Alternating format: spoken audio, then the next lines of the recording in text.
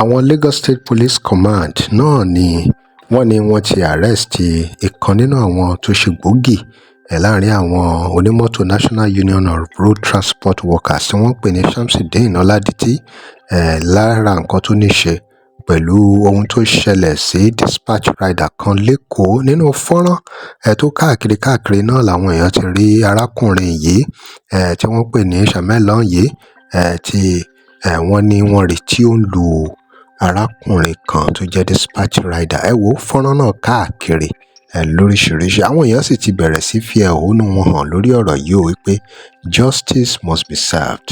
Wọ́n ní wàhálà yìí bẹ̀rẹ̀ ní Tafa Street, Lagos Island nígbà tí wọ́n ní dispatch rider yìí tí wọ́n allegedly attack tí ó sì ṣèṣe lọ́pọ̀lọpọ̀. Wọ́n ní gbogbo bó ṣe ṣèṣe lọ́pọ̀lọpọ̀ yìí ti já sí bó ṣe jẹ́ Ọlọ́run nípè.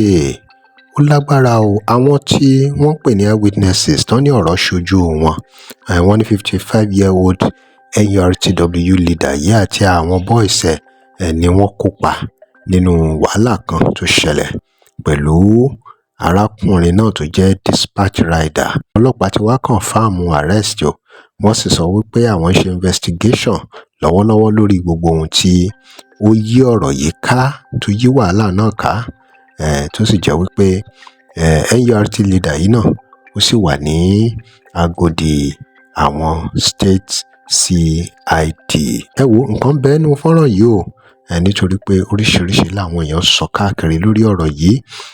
Tó jẹ́ deputy spokesman fún àwọn Lagos State Police Command ìyẹn DSP Olúṣèyí nínú statement kan lọ́jọ́ Friday ni wọ́n ní Ọládìtì ọ̀pọ̀lọpọ̀ èèyàn mọ̀ sí Shamel ni wọ́n arrest pẹ̀lú bó ṣe níṣe pẹ̀lú àwọn 2 violent crimes on Lagos Island involving a case of murder and another of assault.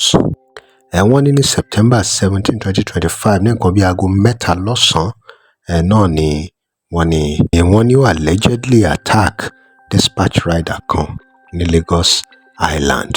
Wọ́n nígbà tí lílù yìí pọ̀ wọ́n ní wọ́n rọ́ọ̀ṣì arákùnrin náà lọ sí ilé ìwòsàn tí ó sì ń gba ìtọ́jú lọ́wọ́.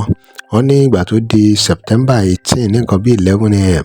ni wọ́n tún lodge complaint míì nípa èèyàn kan náà tí wọ́n ń sọ̀rọ̀ yìí pé ó ní í ṣe pẹ̀lú incident kan tó ṣẹlẹ̀ ní August 28. Wọ́n ní nígbà tí ó di gbọ́nmisọ́mi òtó wọ́n ní arákùnrin náà wọ́n ní allegedly lo metallic ring kan láti fi ṣe arákùnrin náà léṣe lórí àti lójú tó sì ṣèṣe lọ́pọ̀lọpọ̀. Wọ́n ní pẹ̀lú gbogbo medical intervention wọ́n ní arákùnrin náà ni àwọn dókítà sọ wípé ó ti jẹ́ Ọlọ́run nípè ní September 17, 2025 tí wọ́n sì ti fi òkú ẹ̀ sí mọ́ṣúárì fún autopsy. Ẹ wo nǹkan lọ o, nǹkan bẹ ẹ̀yin èèyàn wa. Ní kété táwọn èèyàn gbọ́ ìròyìn yìí ni àwọn sympathizers, àwọn abánikẹ́dùn tó jẹ́ àwọn abánikẹ́dùn ni wọ́n ti stage violent protest ní ọ́fíìsì arákùnrin náà ní Sandgrouse Market, Lagos Island, tí wọ́n sì jó mọ́tòsáìkù méjì tí ó jẹ́ ti arákùnrin náà wọ́n jó níná tí wàhálà sì ṣẹlẹ̀ níbẹ̀. Commissioner of Police Lagos State Command CP Jimoh wọ́n ní òun fúnra rẹ̀ báyìí ló ní kí àwọn ọlọ́pàá kí wọ́n tètè lọ síbẹ̀ kí wọ́n lè pẹ̀tù sí kí wọ́n lè rí pé àlàáfíà jọba ní agbègbè náà. Ẹ̀yin èèyàn wa nǹkan bẹ́ẹ̀ o. Jágbọ́n nǹkan táwọn èèyàn sọ lóríṣiríṣi.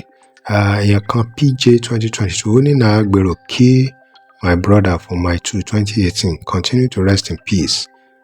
Bí gbogbo Tolu boundary ó mà ṣe o. Menu crush Catherine Naija ní it's a spell to me o. They have seen the way he behaves so wọ́n yìn ìsìn fún ni. Erewamire ní so the guy later die. Ọlọ́run o. Izinas ní RIP Imam. Olórí Adéọlá Adéwùnmí ní olórí ó ní this is getting too much for all this agbero. Na Nigeria see say agbero get mouth pass Nigeria police. Justice must be served because a lot is happening in all National Union garage in Nigeria.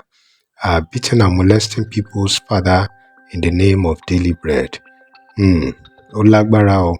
Ọ̀rọ̀ yìí ti di ohun tí àwọn èèyàn ń fi ẹ̀hónú wọn hàn sí báwo ló ṣe máa jẹ́? Ọ̀rọ̀ yìí ti wá wà lọ́dọ̀ àwọn ọlọ́pàá báyìí. Ìgbésẹ̀ wo ni àwọn ọlọ́pàá máa gbé lórí ọ̀rọ̀ yìí? Ibo ló máa pàpà já sí o? Ibo ló máa pàpà já sí? Nítorí pé àwọn èèyàn ń ké tantan fún ìdájọ́. Àwọn èèyàn sọ oríṣiríṣi ní nǹkan tójú wọn ti rí lọ́wọ́ àwọn agbèrò. Challenge ńlá nílé máa fẹ́ jẹ́ fún olórí àwọn NURTW lẹ́kọ̀ọ́ láti rí i pé wọ́n gbé àwọn ìgbésẹ̀ tó láàmìlaka. Ẹ̀yin èèyàn wa, ọ̀rọ̀ rẹ o. Kí lè ròyìn ẹ̀dá sí ẹ drop comment yín. Remember to like, share, follow us. Thanks for watching. Lọ fún ìpolówó ọjà WhatsApp number PG.